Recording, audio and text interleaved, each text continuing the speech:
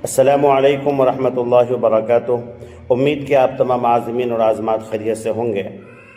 الحمدللہ ہمارے بہت سے عازمین اور عازمات مدینہ المنورہ پہنچ چکے ہیں، اور الحمدللہ صلاۃ والسلام بھی آپ حضرات وہاں پہنچا چکے ہیں۔ میں آپ کا بے حد شکر گزار ہوں، اور آپ کے میں شکریہ ادا کرتا ہوں۔ اللہ تعالیٰ آپ کے اس حج کو قبول فرمائے۔ اب میں آج کی یہ ویڈیو جو لایا ہوں آپ کے لیے، بس بہت مختصر ویڈیو ہے۔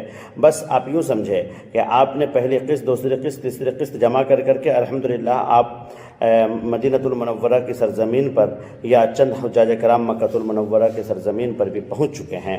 اب حج کمیٹی آف انڈیا کی طرف سے جن لوگوں نے بھی فارم بھرا ہے، ان کو مشرق وسطیٰ میں بحران کی وجہ سے، یعنی جو چند ملکوں کے درمیان جو جنگ چھڑی ہے، جو لڑائی ہو رہی ہے، اس کی وجہ سے جو ہے ہوائی جہاز کے کرایوں میں تھوڑا سا اضافہ ہوا ہے۔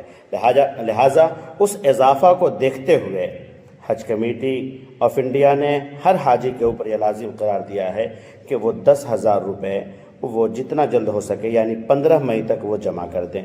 یہ رقم 15 مئی تک جمع کرنا ہے، اور رقم ادا کرنے کے طریقے آپ چاہے حج کمیٹی آف انڈیا کی ویب سائٹ پر جا کر کے، یا حج سویدھا ایپ کے ذریعے سے ہو، یا کریڈٹ کارڈ کے ذریعے سے ہو، یا ڈیبٹ کارڈ کے ذریعے سے ہو، یا نیٹ بینکنگ کے ذریعے سے ہو، آپ ادا کر سکتے ہیں۔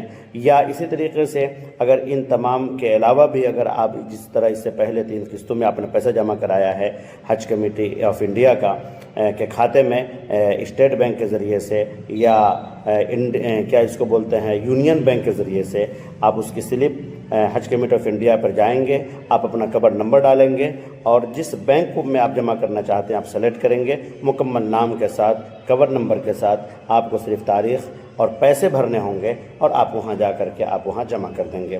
لہٰذا آپ ضرور اس کو جمع کر دیں، جتنا جلد ہو سکے جمع کر دیں۔ یہ حج کمیٹی آف انڈیا کی طرف سے یہ سرکولر جاری کیا گیا ہے۔